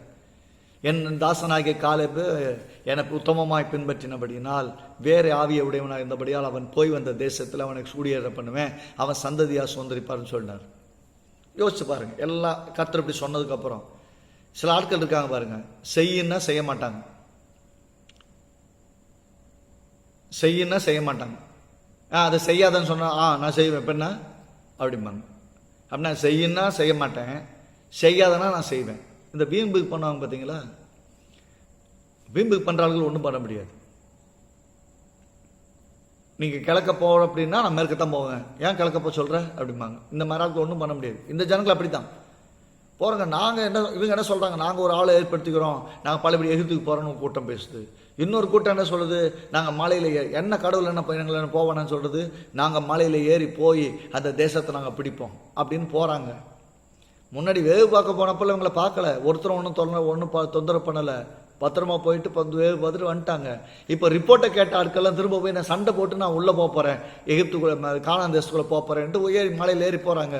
மலையில் என்ன துரத்தி அடித்து சாவடிக்கிறாங்க. கர்த்தரை விசுவாசித்திருந்தா இவ்வளோ கஷ்டப்பட்டு போக வேண்டியதில்லை. அவர் சொல்லிட்டாரு, நிறைய விஷயங்கள் சொல்றாரு. என்னை சோதித்தவங்களில் ஒருத்தனாகிலும் போவதில்லை. எந்த பிள்ளைக அநியாயமாக கொல்லப்பட்டுருவாங்கன்னு இவங்க சொன்னாங்களோ அவங்கள கொண்டு போவேன். அதாவது என் பிள்ளைகளுக்காக நான் சொல்கிறேன்னு சொன்னாங்கல்ல, ஒருவேளை நீங்கள் சொல்லலாம், என் பிள்ளைகளுக்காக தாங்க நான் சொல்கிறேன். உங்கள் பிள்ளைகளுக்குன்னு சொல்லிட்டு கடவுளை விட்டீங்கன்னு வச்சுக்கோங்க, கடவுள் சொன்னதை விட்டீங்கன்னு வச்சுக்கோங்க, அதை விட பரிதாபம் வேறு ஒன்றும் கிடையாது. என்னவா இருந்தாலும் சரி, என் பிள்ளைகளுக்காக நான் எல்லாத்தையும் விட்டுட்டு அதை விட்டேன் இதை விட்டேன், நீங்கள் ஒன்றும் விட வேண்டாம். கர்த்தர் அந்த பிள்ளைகளை பார்த்து கொள்வார். நீங்கள் எத்தனை வருஷம் அந்த பிள்ளைகளை தூக்கிட்டு போக போகிறீங்க? நல்ல தேவன் ஆயிலை கொடுத்தால் அந்த கடைசி வரைக்கும் பார்த்துக்குவீங்க, ரைட்டு. 3ஆம் 4ஆம் தலைமுறை வரைக்கும் கூட பார்த்துக்குவீங்க, சந்தோஷம். ஒருவேளை நாளைக்கு நம்ம எடுத்துக்கொள்ளப்பட்டு விட்டால், நாளைக்கு எழுந்திருக்கலன்னா, நாளைய தினம் நம்முடையதாக இல்லாமல் போனால் நீங்கள் எப்படி பார்த்துக்குவீங்க? Again back to square one. என்ன பேக் டு ஸ்கொயர் ஒன்று? பல வீடு முதல்ல இருந்து ஆரம்பிக்கணும். என்ன ஆரம்பிக்கணும்? கர்த்தர் உங்கள் பிள்ளைகளை பார்த்து கொள்வார். ஏன்னா சரீரத்தை கொடுத்தது நீங்கள், சரீரம்னா உங்கள் சரீரத்தை கொடுத்தது நீங்கன்னா, நீங்கள் சரீர பிரகாரமான பிறப்புக்கு உங்கள் சரீரத்திலிருந்து இந்த சரீர பிறப்புக்கு உதவி செய்தீங்க, ஒரு ஜீவன் உள்ள ஒரு பிள்ளையாக பிறக்கிறதுக்கு. ஆனால் அந்த ஆவி தேவனுடையது. அந்த ஆவிகளின் பிதா அந்த பிள்ளையை பத்திரமாய் பார்த்து கொள்வார். அதனால தகப்பனும் தாயும் உன்னை கைவிட்டாலும் கர்த்தர் சேர்த்துக் கொள்வார். ஒருவேளை உங்கள் பிள்ளைகளை குறித்து கவலைப்பட்டு கொண்டிருக்கலாம். என் பிள்ளைகளுக்காக நான் நிறைய காரியங்களை தியாகம் பண்ணி கொண்டிருக்கிறேன்னு நினைக்கலாம். இல்லைங்க, நீங்கள் ஒரு தியாகம் பண்ண வேண்டியதில்லை. உங்கள் பிள்ளைகளை கர்த்தரை விசுவாசிக்க கற்றுக்கொள்ளுங்கள். அவர்தான் உன் வாழ்க்கையின் ஆதாரம். அவர் உன்னை கைவிட மாட்டார். உயர்ந்த ஸ்தானங்களுக்கு உன்னை ஏறி இருக்கும்படிக்கு எடுத்து செல்வார். நீ நன்றாய் வாழக்கூடிய நாட்கள் உனக்கு உண்டாகும் என்று நீங்கள் போதியுங்கள், சொல்லிக் கொடுங்கள். அந்த பிள்ளைகளை உங்களை நம்ப பண்ணாதிருங்கள்.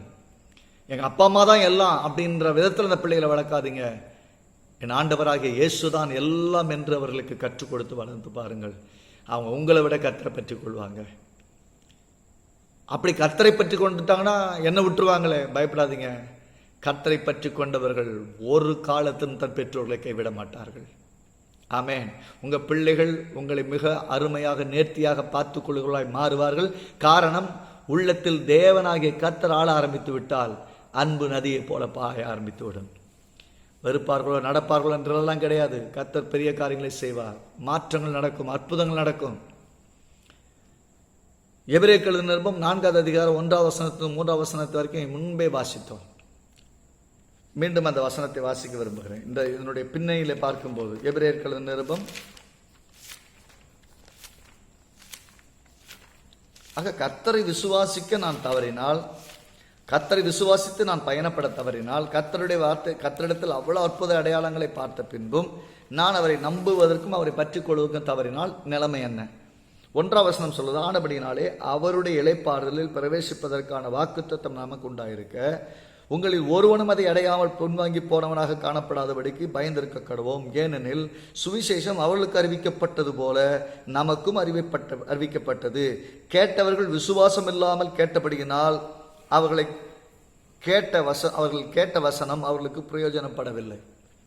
வசனத்தை கேட்குறாங்க, அது பிரயோஜனப்படாமல் போயிடுது. எதனால் பிரயோஜனப்படலை? அப்போ போதனையில் தப்பா? இல்லை. கர்த்தருடைய வார்த்தை தப்பா? இல்லை. அநேக சமயத்தில் போதனைகளும் பிரச்சனையாக தான் இருக்குது. என்ன போதனையில் பிரச்சனை? நீ ஏழ்மையாக இருக்கவே அழைக்கப்பட்டிருக்கிறாய், தரித்திரத்தில் தான் நீ வாழ வேண்டும். ஏனென்றால் தரித்திரர்கள் பாக்கியவான்கள் என்று இயேசு சொல்லியிருக்கிறார். ஆகவே நீ தரித்திரத்தில் இருக்க வேண்டும். ஆவியில எளிமையுள்ளவர்கள் பாக்கியவான்கள். எளிமையாக இருக்கணும், ரொம்ப சிம்பிளாக இருக்கணும் அப்படின்னு நிறைய என்னென்னத்தையோ சொல்லி வச்சு மக்களை குழப்பி இப்போ எப்படி இருக்காங்கன்னா, மக்கள் கர்த்தருக்காகங்கிறதுல கர்த்தருக்காக தான் அதெல்லாம் செய்கிறேன் அப்படிங்கிற நம்பிக்கையில் எனக்கு பொண்ணு வேணாம், பொருள் வேணாம், அது வேணாம், இது வேணாம், நல்லது வேணாம், நகை வேணாம், நட்டு வேணாம், வீடு வேணாம், வாசல் வேணாம், பிள்ளைகள் வேணாம், பிள்ளைகளுக்கு நல்ல படிப்பு வேணாம், நல்ல வஸ்திரம் வேணாம், நல்ல தகுதியான ஒரு வாழ்க்கை நிலை வேணாம், சும்மா அப்படி ஓட்ட வீட்டில் உட்காந்துக்கிறேன், வாடகை வீட்டில் உட்காந்துக்கிறேன். இப்படிப்பட்ட மனநிலையிலே சொல்லப்போனால் கிட்டத்தட்ட அவங்களுக்கு ரொம்ப மோசமாக்கிட்டாங்க. வாழ்க்கை நிலையவே ரொம்ப மோசமாக்கிட்டாங்க. கர்த்தருடைய வார்த்தை என்ன சொல்லுது? இப்போ அவர்களுக்கு சுவிசேஷம் அறிவிக்கப்பட்டது போல நமக்கும் அறிவிக்கப்பட்டது. என்ன சுவிசேஷம்? அவர்களுக்கு வாக்கு தத்தம்பான கானான் தேசத்தை நீங்கள் சுதந்திரிப்பீர்கள். வேற என்ன கொடுக்குறேன்னாரு? கானான் தேசத்தை உங்களுக்காக ஏற்படுத்தி வச்சுட்டேன், நீங்கள் வாங்க, அங்கே போய் நீங்கள் சுதந்திரிங்க. அங்கே கையில் கட்டாத வீடு, கையில் நடாத தோட்டம், தோண்டாத துறவுகள். அப்படின்னா கிணறு ரெடியாக இருக்குது, தோட்டம் ரெடியாக இருக்குது, வீடு ரெடியாக இருக்குது. நீ போய் ஜஸ்ட்டு குடியிருக்கணும். ரைட்டா? தேவன் இவ்வளோ சிம்பிளாக ஒரு விஷயத்த சொல்லிட்டார். இவ்வளோ வேலையை சொன்னதுக்கப்புறம் அவங்க மாட்டேன்னு சொல்லி நிற்கிறாங்க. சொல்லிட்டு அதில் பிரவேசிக்க முடியாமல் போயிடுச்சு. இங்கே என்ன சொல்கிறாரு? சுவிசேஷம் அவர்களுக்கு அறிவிக்கப்பட்டது போல நமக்கும் அறிவிக்கப்படுகிறது. இன்னைக்கும் பார்த்தீங்கன்னா கர்த்தர் இப்போது இருப்பதை விட 1000 மடங்கு பெருகுவாய், நீ கீழாயிராமல் மேலாயிருப்பாய், வாளாயிராமல் தரையாயிருப்பாய், நீ போகிற இடமெல்லாம் உன் தேவனாகிய கர்த்தனோடு கூட இருக்கிறார், நீ வலப்பறத்திலும் இடப்பத்திலும் இடம் கொண்டு பெருகுவாய். இப்படி ஏராளமான வாக்கு தத்தங்களை நமக்கு சொல்லுகிறார். நீ அநேக ஜாதிகளுக்கு கடன் கொடுப்பாய், நீயோ கடன் வாங்காதிருப்பாய். இவ்வளவு வாக்குத்தத்தம் அவளுக்கு சுவிசேஷமாய் அறிவிக்கப்பட்டதை போல ஒரு நல்ல வாழ்க்கை உனக்கு உண்டாகும். நீ இப்ப இருக்கிறத விட மிக ஆசீர்வாதமாய் இருப்பாய், நீ அநேகருக்கு உதவும்படியாக இருப்பாய், உன் மூலமாய் அநேகரை நான் ஆசீர்வதிக்கும்படி உன்னை உருவாக்குகிறேன் அப்படின்னு கர்த்தர் உங்கள்கிட்ட வாக்கு பண்ணி இருந்தார்னா, நீங்க சொல்றீங்க வாக்குத்தத்தம்லாம் கரெக்டு தான், அது எனக்கு நடக்காது, என் சூழ்நிலை எனக்கு தான் தெரியும், நான் இருக்கிற கஷ்டம் எனக்கு தானே தெரியும். நான் சொல்றேன், ஒண்ணுமில்லாமல் வெறுங்கையனாய் வந்த ஆபிரகாமை, ஒண்ணுமில்லாமல் வெறுங்கையனாய் வந்த ஆபிரகாம் நான் ஏன் சொல்றேன்னா, அவன் எஜமானாய் மாற்றப்பட்டான், சீமானாய் மாற்றப்பட்டான். அவன் வாழ்க்கையை தேவன் மாற்றினார். அவனுக்கு காசுங்கிற ஒரு பிரச்சனையே இல்லாத அளவுக்கு மாற்றினார். விசுவாசத்தை கொஞ்சம் தடுமாறிட்டு இருந்தாரு, ஆனா வந்தோடனே நல்ல எல்லாத்தையும் ஆசீர்வாதமா கொடுத்தவனை நல்லா செட்டில் பண்ணிட்டார் கர்த்தர். எப்படி ஆயிட்டான்னா, அந்த பகுதியில் லோத்தும் பெரிய கூட ஒட்டிக்கிட்டு வந்தவனும் பெரிய எஜமான் ஆயிட்டான், ஆபிரகாமும் பெரிய எஜமான் ஆயிட்டான். 2 பேருக்கும் ஆடு மாடு பெருகி போச்சு. அந்த இடம், அந்த பூமி தாங்கலையாம். நல்ல வார்த்தை, எனக்கு பிடிச்சிருக்கு அந்த வார்த்தை. அவள் இருவரும் ஒருமித்து வாசம் பண்ண கூடாது இருந்தது, பூமி தாங்கலை. ஏன் பூமி தாங்கலாம்? இந்த வச்சிருக்கிற மிருக ஜீவன்களுக்கு ஆகாரம் போடுறதுக்கு இந்த பூமியினால முடியல. அவ்வளவு சிறப்பாய் செழிப்பாய் இருக்கும்படியாய் தேவன் அவனை ஆசீர்வதித்தார். இந்த மக்களுக்கு என்ன? கட்டாத வீடு, நடாத தோட்டம், தோண்டாத கிணறு எல்லாம் ரெடியா இருக்கு. பாலும் தேனும் ஓடுகிற தேசம். உள்ள போய் நுழையிறதுக்கு என்ன பிரச்சனை? தேவன் நமக்கு இப்படி வாக்கு பண்ணுகிறார். அவளுக்கு சுவிசேஷம் என்ன? கட்டாத வீடு, நடாத தோட்டம், தோண்டாத துறவுகள், பாலும் தேனும் ஓடுகிற தேசம். நீங்க என்ன சொல்ல வரீங்க? வேதம் சொல்வது அவர்களுக்கு சுவிசேஷமாய் அறிவிக்கப்பட்டது தான், நமக்கும் சுவிசேஷமாய் அறிவிக்கப்பட்டது. நமக்கு தரித்திரமா அறிவிக்கப்பட்டது. ஒண்ட ஒரு வீடு, ஓட்ட குடிசை, வாழ்நாள் இப்படிப்பட்ட வாழ்க்கையை நமக்கு வாக்கு பண்ணப்பட்டிருக்குது. ஆபிரகாமின் ஆசீர்வாதங்கள் எல்லாம் கிறிஸ்து இயேசுவுக்குள் நமக்கு உண்டாயிருக்கும்படி அவர்தாமே நமக்காக சாபமானார் என்று கலாத்தியர் 3ஆம் அதிகாரத்தில் சொல்லுகிறது.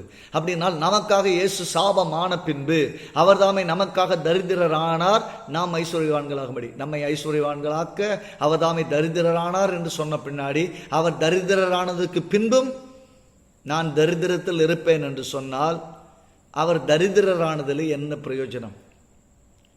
இதை குறித்த விசுவாசம் உள்ள வரணும். அதாவது எதை பேசிக் கொண்டிருக்கிறேன்னா, அந்த கானான் தேசத்தை குறித்த விசுவாசம் அவர்களுக்கு இல்லை. சுவிசேஷம் அவர்களுக்கு அறிவிக்கப்பட்டது, அதை விசுவாசிக்கவில்லை. அந்த தேசத்தில் கர்த்தர் கொண்டு போய் சேர்ப்பார் என்று விசுவாசிக்கவில்லை. ஆகவே அந்த தேசத்தை அவர் சுதந்திரிக்க முடியவில்லை. 3ஆவது அதிகாரத்தில், எபிரேயர் 3ஆவது அதிகாரத்தில் கடைசி வசனம் 19 வசனம் இப்படி சொல்லுது, ஆதலால் அவிசுவாசத்தினாலே அவர்கள் அதில் பிரவேசிக்க கூடாமல் போனார்கள் என்று பார்க்கிறோம். எதனால ஏன் பிரவேசிக்கல? அவிசுவாசத்தினால். என்ன அவிசுவாசத்தினால்? இயேசுவை விசுவாசிக்கிற பற்றியோ, அவர் கடவுள் என்பதை விசுவாசிக்கிறத பற்றியோ இந்த இஸ்ரவேல் ஜனங்களுக்கும் பிரச்சனை இல்லை. இன்றைக்கு ஆண்டவராக இயேசுவை இரட்சகராக ஏற்றுக்கொண்டு வாழ்கிறவர்களுக்கும் பிரச்சனை இல்லை. அப்ப எங்க பிரச்சனை?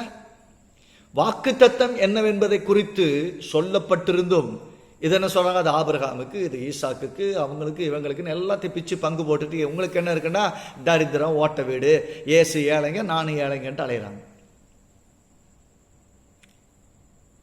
அவர் இயேசு எதுக்கு வந்தேன்னு சொல்றாருன்னா, தரித்திரருக்கு சுவிசேஷத்தை பிரசங்கிக்கும்படி நான் வந்தேன்னு ஏசாயா 61 அதிகாரம் 1 வசனம் சொல்கிறது. அதே மாதிரி லூக்கா 4 அதிகாரத்தில் இயேசு சொல்லுகிறார், தரித்திரருக்கு சுவிசேஷம் பிரசங்கிக்கப்படுகிறது. இன்ற நாளில் இந்த வார்த்தை நிறைவேறிட்டு இயேசு சொல்றார். நல்லா கவனிச்சு பாருங்க, எல்லா இடத்திலையும் கர்த்தராகிய இயேசு சில காரியத்தை எஸ்டாப்ளிஷ் பண்ணிட்டே வர்றார். அவர் தரித்திரத்தை ப்ரமோட் பண்ண வரல. அவர் ஒரு நாள் கூட தரித்திரராக இருக்கவும் இல்லை. அவர் ஒரு நாள் கூட ஒன்றும் இல்லாமல் வாழ்ந்தது கிடையாது. அவர் கையில் காசு வச்சுட்டாலே இதற்காக அவர் பூமிக்கு வரல. அவர் வந்த நோக்கம் நம்முடைய பாவங்களை சுமந்து தீர்க்கிற தேவாட்டுக்குட்டியாக வந்தார். ஆகவே அவர் என்ன எஸ்டாப்ளிஷ் பண்ண வந்தார்னு சொன்னால், நம்மளுடைய எல்லாவற்றையும் அவர் ஏற்றுக்கொண்டு அனுபவித்து நம்முடைய நமக்கு பதிலாக நம்முடைய சார்பாக அவர் மரிக்க வேண்டும். இதில் நிறைய பேருக்கு குழப்பம் வேற, ஏகப்பட்ட குழப்பம், எல்லாத்தையும் குழப்பி போட்டு வச்சிருக்கிறாங்க. பேசணும்னு நிறைய பேசலாம். மிகுந்த மன வருத்தத்தோடும் சில சமயம் வேதனையோடும் கூட தான் சில விஷயங்களை நான் பகிர்ந்து கொள்ளுகிறேன். அப்படிப்பட்ட ஒரு தவறான காரியங்கள் போதிக்கப்பட்டு அதை விசுவாசித்து நீ ஏழையா இருப்பது அல்லது ஒன்றுமே இல்லாமல் இருப்பது தான் நல்லது என்பதை பேசி பேசி பேசி பேசி அதை விசுவாசித்து நீ தரித்திரனா இருந்தால் பாக்கியவான் இப்படியே சொல்லி சொல்லி ஒண்ணும் இல்லாமல் ஓட்டாண்டி ஆக்கிறது. ஆனால் தேவனுடைய வசனம் என்ன சொல்வது, அவள் விசுவாசியாததனால் அதில் பிரவேசிக்கவில்லை. அப்படிப்பட்ட மக்கள் என்ன செய்யறாங்க, இப்படிப்பட்ட பிரசங்கங்களை கேட்டு இப்படிப்பட்ட வார்த்தைகளை கேட்டு தேவன் கொடுத்த வாக்குத்தத்தத்தின் ஆசீர்வாதங்களில் ஒன்றும் பிரவேசிக்காமல் எனக்கு எதுவுமே வேண்டாம், பரலோகம் போதும் உட்காந்துட்டு இருக்கிறாங்க. அங்கே போனால் அழுகல்ல கண்ணீரில் தேவையிலெல்லாம் அங்கே சந்திக்கப்படும். அங்கே போய் எதுக்கு உங்களுக்கு தேவை சந்திக்கப்படணும்? அங்கே போனால் எனக்கு ஐஸ்வர்யத்தை கொடுப்பார், பொண்ணை கொடுப்பார், வெள்ளியை கொடுப்பார். அங்கே வச்சு என்ன பண்ண போறீங்க? அங்கே வச்சு என்ன பண்ண போறீங்க? பரலோகத்துக்கு போனீங்கன்னா அங்கே ஒன்று தான், அவரை துதிக்க போறீங்க, அவரை ஆராதிக்க போறீங்க. அங்கே போய் வாடகை கொடுக்க போறீங்களா? பிள்ளைகளுக்கு ஃபீஸ் கட்ட போறீங்களா? அரிசி பருப்பு வாங்கி வச்சு வீட்டு சாப்பாடு செய்ய போறீங்களா? பரலோகத்தில் போய் நீங்கள் துதித்து வாழ்ந்து கொண்டிருக்க போகிறீர்கள். அங்கே அழுகையும் இல்லை, கண்ணீரும் இல்லை, பசியும் இல்லை. பசியே இருக்காதுன்றது அப்போ அங்கே போய் காசு வாங்கி கத்தர்கிட்ட எல்லாத்தையும் காசு வாங்கி மளிகை கடையில் பொருளாக வாங்க போறீங்க. இந்த பூமியில் வாழ்வது தாங்க சவாலான விஷயமா இருக்குது. இதை குறித்ததான வெளிச்சம் மக்களுக்கு ஏன் வர மாட்டேங்குது? இதை குறித்ததான வெளிச்சம் ஏன் போதிக்கிறவர்களுக்கு இல்லை? இதை குறித்த தெளிவான போதனையினாலே மக்களை திடப்படுத்தக்கூடிய வேலை எங்க நடக்கல? அவங்க நன்றாக வேண்டும், அவர்கள் செழித்திருக்க வேண்டும், ஆசீர்வாதமாக இருக்க வேண்டும், சுவிசேஷ ஊழியத்தை உலகத்திற்கு முழுவதும் கொண்டு செல்வதற்கு அவர்களுக்கு பொறுப்பையும் ஊட்ட வேண்டும். காசு இருக்கிற பெரிய பணக்காரங்களா மாத்துறது மட்டும் அவங்க வேலை, நம்முடைய அவங்க வாழ்க்கையை பணக்காரங்களா மாத்துறது மட்டும் நோக்கம் கிடையாது. அந்த பணம் எதற்கு என்பதையும் அவர்களுக்கு புரியணும். தாவீது சொல்லுகிறான், எனக்கு உண்டான இந்த ஐஸ்வர்யம் உமக்கு வேண்டியதாயிராமல் பூமியில் உள்ள அநேக பரிசுத்தவான்களுக்கும் மகான்களுக்கும் அது தேவையா இருக்குது. ஊழியக்காரங்களுக்கு தேவை, சுவிசேஷத்தை மகா ஆத்மாக்களுக்கு தேவை. அப்படின்னா சுவிசேஷம் அறிவிப்பதற்கு தேவை, ஊழியக்காரர்களுக்கு தேவை, அது உமக்கு தேவையில்லைங்கிறான். தாவீதுக்கு நன்றாய் தெரிகிறது தனக்கு ஏன் இவ்வளவு பணம் கொடுக்கப்படும். அதனால தான் அவன் என்ன பண்ணினான், தனக்கு வந்த எல்லா பணத்திலும் தனியாக தன்னுடைய சம்பாதித்து வந்த எல்லா கொள்ளை பொருள்களையும் தனியாக சேர்த்து வைத்து தேவனுடைய ஆலயத்திற்காக சேர்த்து வைத்தான். அவனுக்கு நல்லா தெரியும் இது கர்த்தர் கொடுத்தது, கர்த்தருடைய நோக்கங்களுக்காக. நிறைய பேருடைய தவறான கருத்து என்ன, காசு பணம் வந்துச்சுன்னா கெட்டு போயிடுவாங்க. சரியான போதனை ஒருவனை கேட்டுக்கு தள்ளாது, அவன் கர்த்தரோடு கூட நடக்க பண்ணும். அவன் கர்த்தருக்கு பிரியமானது செய்யும்படியாக அவனை நடத்தும். கர்த்தருக்கு பிரியமானது செய்கிறோம் என்று கரெக்டாக பார்த்து பார்த்து செய்வதற்கு அவன் கற்றுக்கொள்வான். ஏன்னா நம்முடைய தேவன் அவளை கைவிட மாட்டார். இங்க பார்க்கும்போது விசுவாசிக்கல. 2 வசனத்தை மீண்டும் வாசிக்கிறேன் பாருங்க. 18 வசனத்துல எபிரேயர் 3:18 பின்னும் என்னுடைய இளைப்பாறுதலில் பிரவேசிப்பதில் என்று அவர்கள் யாரை குறித்து ஆணையிட்டார்? கீழ்ப்படியாதவளை குறித்து அல்லவா? கீழ்ப்படிதல் என்ன நினைச்சிட்டு இருக்கீங்க? கர்த்தர் உன்னை ஆசீர்வதிப்பார்னு சொன்னா ஆமென், என்னை ஆசீர்வதிப்பார், நான் ஆசீர்வாதமா இருப்பேன், நான் நல்லா இருப்பேன், என் குடும்பம் நல்லா இருக்கும், ஆவியில ஆத்மாவில சரீரத்தில் குடும்பத்தில் பொருளாதாரத்தில் கையின் பிரயாசத்தில் எல்லாத்திலையும் நல்லா இருப்பேன், நான் அநேக சாதிகளுக்கு ஆசீர்வாதமா இருப்பேன் அப்படின்னு நீங்க வாயை திறந்து பேசுனீங்கன்னா, அதை விசுவாசித்தீங்கன்னா, எல்லாம் எதிர்மறையா இருக்கும் போதும் அதுதான் நடக்கும் அப்படின்னு நம்புனீங்கன்னா கர்த்தர் இதில் பிரியப்படுகிறார். யாரை பார்த்து கோபப்பட்டாரு? விசுவாசியாளர்களை பார்த்து. யாரை பார்த்து சந்தோஷப்பட்டாரு? காலேபை பார்த்து சந்தோஷப்பட்டார். ஏன் சந்தோஷப்பட்டாரு? அவன் எளிதாய் சுதந்திரித்துக் கொள்ள, எளிதாய் போய் ஜெயித்துக் கொள்ளலாம், அது சுலபமாய் நம்ம ஜெயித்து விடலாம் என்று சொன்னான். எளிதாய் ஜெயித்து விடலாம், இப்பொழுதே போய் சுதந்திரித்துக் கொள்ளலாம் என்று சொன்னான். அந்த ஜனங்களுக்கு பயப்பட வேண்டியதில்லை, அவர்களை காத்த நிழல் விலகிற்று. கர்த்தர் நம்மோடு இருக்கிறார், நமக்கு அந்த தேசத்தை கொடுப்பார். அவன் வாயை திறந்தாலே என்னதான் வருது? கர்த்தர் சொன்ன வார்த்தை என் வாழ்க்கையில் நிறைவேறும் என்றுதான் பேசுது. அந்த 10 பேருக்கு பின்னாடி நின்ன கூட்டமெல்லாம் கண்டிப்பாக பண்ண முடியாது. ஏன், நாங்கள் எங்கள் பிள்ளையெல்லாம் செத்து போயிடுவோம், அதனால் சாகிறத விட நாங்கள் எகிப்துக்கே திரும்ப அடிமையாக போயிடுறோம் இல்லை அப்படின்னு சொல்கிறாங்க.